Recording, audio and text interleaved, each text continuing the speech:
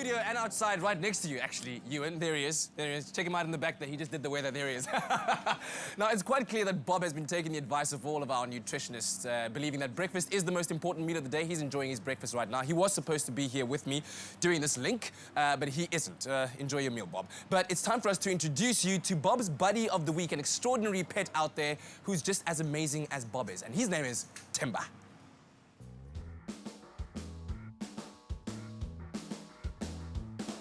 Bob's buddy of the week is a golden retriever named Timba. He's a Gundog. Yes, his owner Heather Hallower trained him in the ancient art of retrieving game and doing field work. We've had him since he was 8 weeks old, and he lives with his old father Sam, his uncle Cody, who's the clown of the family, and his distant related cousin Rusty.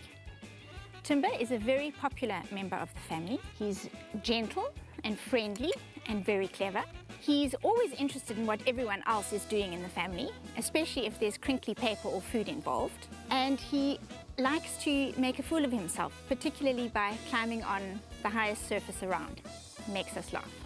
Timba is lovely to train. He's always willing to learn something new, and he's very biddable.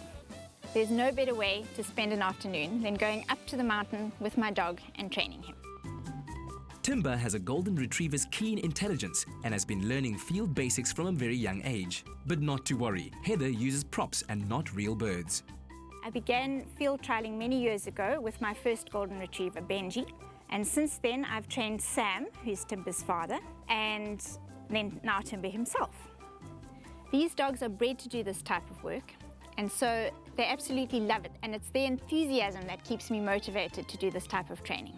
Many dogs have different natural abilities. Some have got a good nose, some are really good at marking or remembering, and you don't often get a dog with everything in the same package. But you work with what you've got.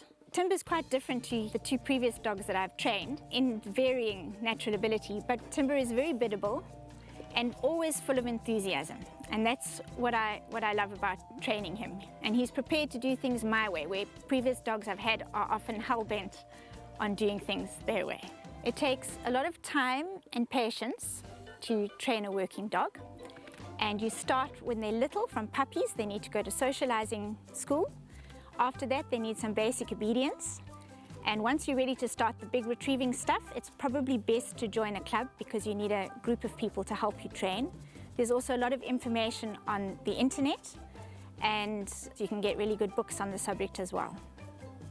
At the end of the day, Timba likes to climb on the chair on the veranda and look up at the mountain and contemplate the big question that all dogs ask themselves: to bark or not to bark? Introduce your pet. Post a photo on the Espresso Frenchie's Facebook page and yours might be the next buddy of the week. Has the pain of arthritis slowed your dog or cat down? Ask your vet about your free bag of Hill's Prescription Diet JD today.